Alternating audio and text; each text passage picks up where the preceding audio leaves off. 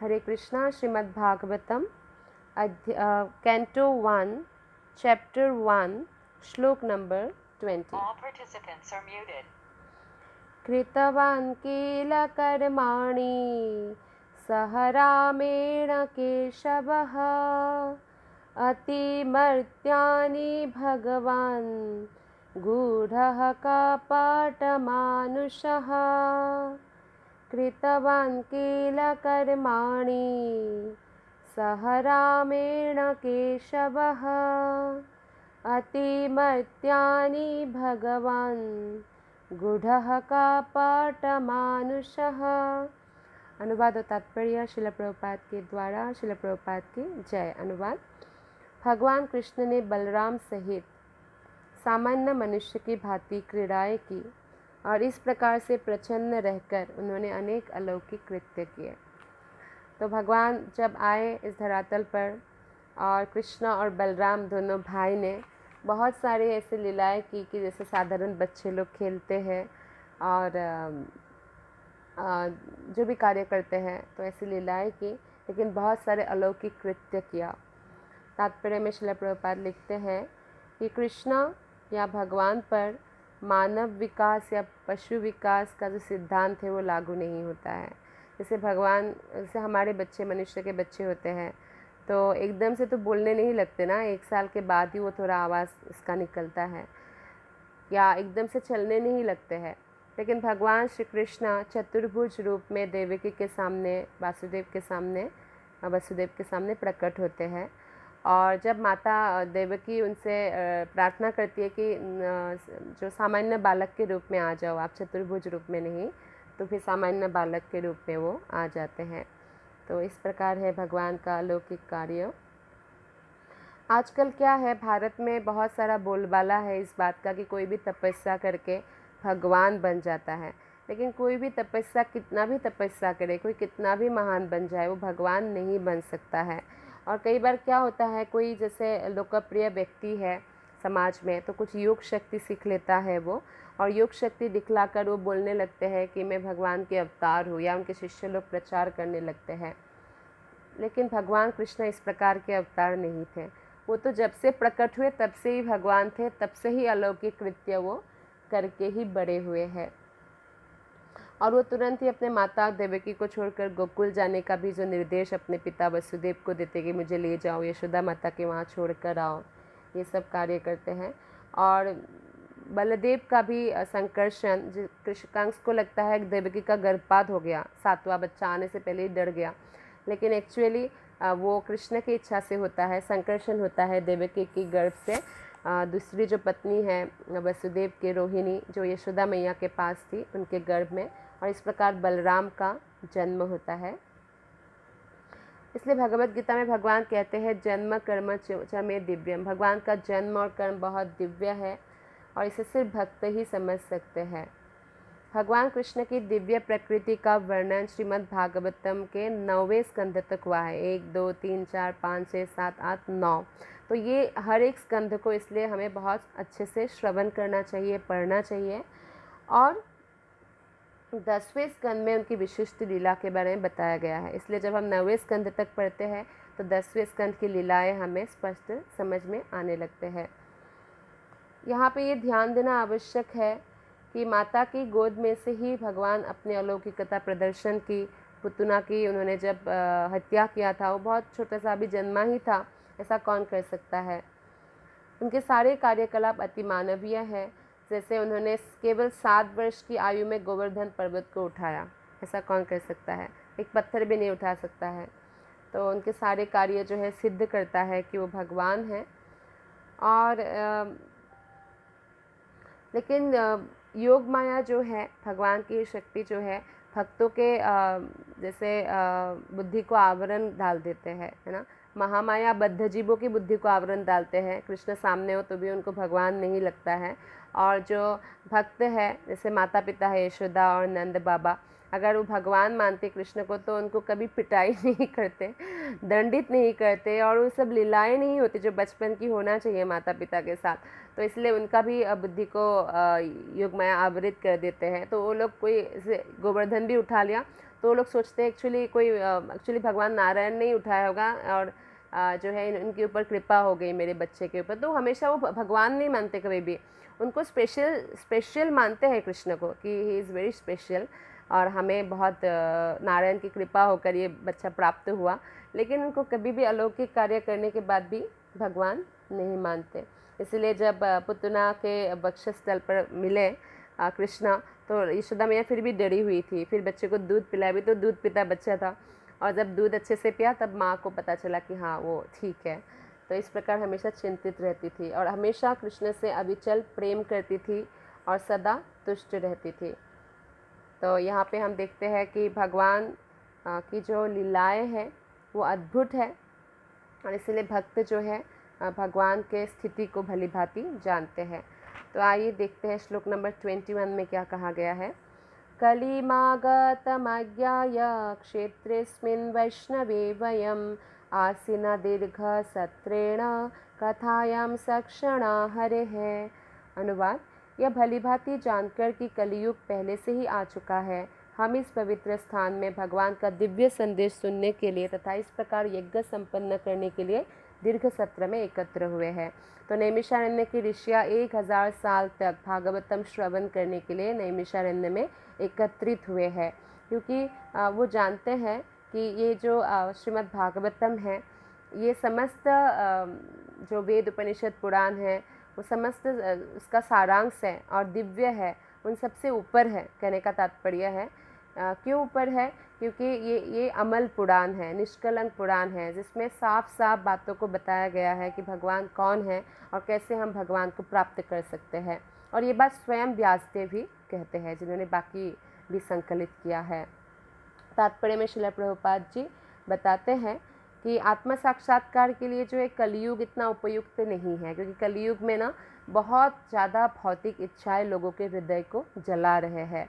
जैसे सत्ययुग है, सत्ययुग में लोग 1 लाख वर्ष तक जीते थे। तो 1 लाख वर्ष तक जीते थे, तो उसमें अगर 12,000 या 18,000 साल तक वो लोगों ने मेडिटेशन करने हिमालय चले गए और तपस्या किया, तो बहुत बड़ा मतलब पार्ट ऑफ लाइफ नहीं गया ना। और इतना दीर्घकालीन ध्यान के द्वारा ही भगवान को प्राप्त किया जा सकता था। जैसे कि देवकी वासुदेव ने भी अपने पूर्व जन्मों में, देवकी और वसुदेव ने ऐसे ही 18-18 हज़ार साल तपस्या किया तो भगवान का वरदान प्राप्त किया। तो अभी कौन 1 लाख वर्ष जिएगा जो इतना बड़ा मेडिटेशन ध्यान कर पाएगा। तो ये जो 15 मिनट 20 मिनट ये जो सिर्फ मेडिटेशन और कुछ डॉट पर या किसी और चीज़ पर, उससे हमें लाभ नहीं मिलेगा। हाँ, कृष्ण पर करने से ज़रूर लाभ मिलेगा कि हम भगवत धाम जा सकते हैं।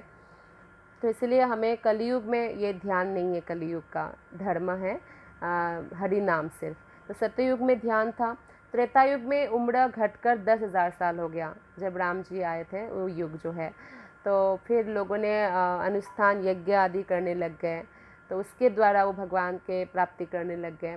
फिर क्या हुआ, हाँ, यज्ञों में भी क्या करते थे, यज्ञों में भी भगवान का ही नाम मंत्र उच्चारित होता था, है ना। और सत्ययुग में भी ध्यान करते थे, कृष्ण पर ही ध्यान करते थे सब लोग, और नारायण पर ध्यान करते थे। और जब जैसे ही द्वापर युग आया, वो और घटकर 1000 साल हो गया। तो लोग क्या करने लगे, पूजा अर्चना के द्वारा, पूजा अर्चना भी किसका, विष्णु का, कृष्ण का पूजा अर्चना करने लग गए। और पूजा अर्चना के द्वारा जो है भगवान की प्राप्ति करने लग गए। और जैसे ही कलियुग आया, ये सिर्फ 100 वर्ष, मैक्सिमम कोई 100 साल तक जीते हैं। और आजकल कितने लोग 100 साल तक जीते हैं, है ना। तो बहुत कम है, अल्पायु है। तो इसमें क्या है, एकदम तीव्र गति से आगे बढ़ने के लिए चैतन्य महाप्रभु ने हमें दिया है हरे हरे कृष्ण कृष्ण कृष्ण हरे हरे, हरे राम राम राम हरे हरे।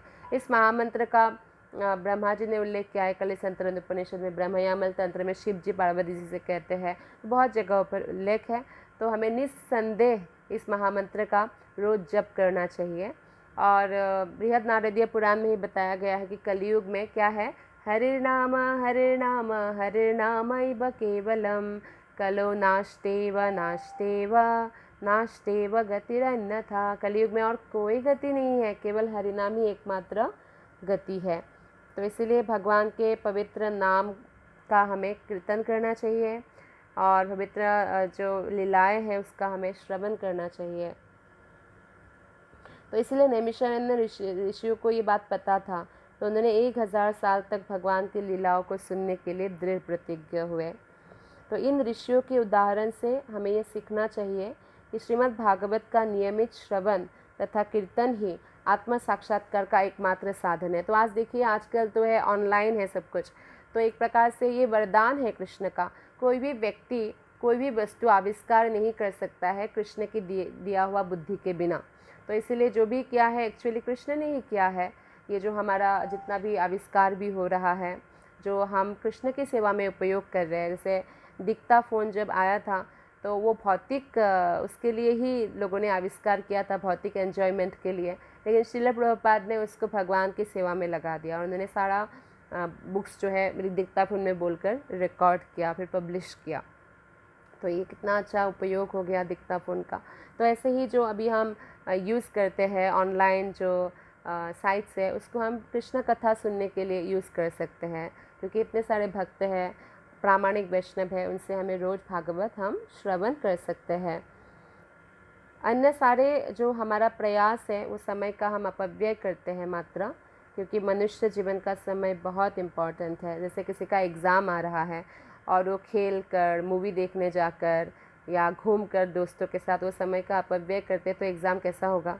तो वैसे ही हमारा एग्ज़ाम है, जैसे कि परीक्षित महाराज के लिए 7 दिन था, और हमारे लिए तो ये भी नहीं पता 7 दिन है कि 7 घंटा है कि 7 साल है।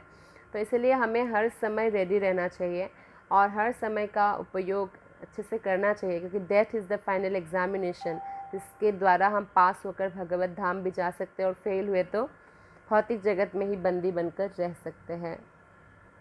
तो भगवान चैतन्य महाप्रभु ने भागवत धर्म के इस पद्धति का उपदेश किया और ये भी बतलाया कि भारत भूमि में जन्म लेने वालों का यह दायित्व है कि वे कृष्ण के जो संदेश है, विशेष रूप से भागवत गीता का प्रचार करें। कृष्ण ने डायरेक्ट संदेश दिया है ना, डायरेक्ट बोला है भागवत गीता को। तो इसलिए कहा है चैतन्य महाप्रभु ने, भारत भूमि ते हईल मनुष्य जन्म जार, जन्म सार्थक करी कर परोपकार। जिसका भारत भूमि में जन्म हुआ है बहुत सौभाग्यशाली है, वो अपना जन्म सार्थक करे, कृष्ण भक्ति को अपनाए और भागवत गीता का प्रचार पूरे विश्व में करे। जब कोई भागवत गीता की शिक्षाओं को ठीक से समझ जाए तो उसे चाहिए कि आत्म साक्षात्कार के लिए अधिक प्रकाश प्राप्त करने हेतु श्रीमद् भागवत का अध्ययन करें। तो पहले तो बताया गया है कि आप पहले भागवत गीता का जो है अध्ययन कीजिए, और अधिक प्रकाश के लिए और अधिक आनंद के लिए बाद में भागवत गीता कंप्लीट करने के बाद भागवतम पढ़िए और इसका भी प्रचार कीजिए। तो हम देखते हैं कि श्रीमद् भागवतम जो है बहुत ही दिव्य है। इसमें जैसे हम देखते हैं श्रीमद् भागवतम में आगे हम पढ़ेंगे भी, सुखदेव गोस्वामी है ना। सुखदेव गोस्वामी जो है व्यासदेव के पुत्र है, तो वो बहुत प्रिविलेज्ड है ना। और परीक्षित महाराज है, वो तो कम्प्लीटली प्रिविलेज्ड है, कम्प्लीटली बहुत सारे सुविधाओं के साथ राजा का पुत्र है, ऊपर से पांडवों के वंश का है। और नारद मुनि जो है वो उनका तो बिल्कुल ही कोई भी सुविधा नहीं था। नारद मुनि जो पूर्व जन्म की बात कर रही हो, तो एक कामवाली की बेटा बनकर वो पैदा हुए, मेड सर्वेंट की बेटा। लेकिन इन तीनों में कुछ चीज़ें कॉमन था, सुखदेव गोस्वामी हो चाहे परीक्षित महाराज हो चाहे नारद मुनि हो। तो हम देखते हैं कि जैसे नारद मुनि के लाइफ में भी ट्रबल था, परीक्षित महाराज के लाइफ में भी ट्रबल था, या सुखदेव गोस्वामी के उसमें भी था। जैसे सुखदेव गोस्वामी जन्म लेते ही वो ब्रह्मलीन के लिए वो चले गए थे जंगल। बाद में व्यासदेव ने उनको जो है भागवत का श्लोका शिष्यों के द्वारा सुनवा कर कृष्ण के प्रति आकृष्ट किया, फिर वो भागवत ग्रहण किया। वो मुक्त आत्मा थे, तो एक बार वैकुंठ तक भी चले गए थे, पर वैकुंठ में उनको प्रवेश पाने नहीं दिया गया, क्योंकि उनके पास कोई गुरु नहीं थे ना। प्रामाणिक वैष्णव गुरु के बिना कोई भी वैकुंठ में प्रवेश नहीं पा सकते हैं। तो इसलिए गुरु का रेफरेंस बहुत इम्पोर्टेंट है। तो इसलिए हमें प्रामाणिक वैष्णव गुरु ही चाहिए, कोई और गुरु से भी नहीं चलेगा। और लेकिन हम देखते हैं कि एसोसिएशन ऑफ डिवोटीज था। नारद मुनि तो बिल्कुल ही प्रिविलेज नहीं थे। नारद मुनि का तो 5 साल की उम्र में ही माता का भी देहांत हो गया था, बिल्कुल अकेला हो गया था पूर्व जन्म में। तो वो लोग लेकिन भक्तों का संग पाया और उनका कल्याण हुआ, और सब लोगों ने शुद्ध भक्ति का अभ्यास किया। और श्रीमद् भागवतम जो है इसे हमें अध्ययन करना चाहिए, सुनना चाहिए और दूसरों को बताना भी चाहिए। तो इस प्रकार हम रसिक भक्त या कृष्ण के प्रेमी भक्त बन सकते हैं। तो जो भी भागवत गीता का अध्ययन समाप्त कर चुके हैं, जैसे पढ़ लिया भगवत गीता, तो भागवतम ज़रूर पढ़ना चाहिए। और श्रवण भगवत गीता भागवतम वो कर सकते हैं, और लेकिन ध्यान रखें कि हमेशा ही श्रद्धापूर्वक और ध्यानपूर्वक श्रवण करें और भगवान के प्रति जो भी श्रद्धा है उसको कभी भी डगमगाने ना दे। डगमगाएगा कैसे? जब हम अभक्तों की संगति करेंगे। इसलिए हमें क्या करना है? हमेशा भक्तों की संगति करना है। हरे कृष्ण।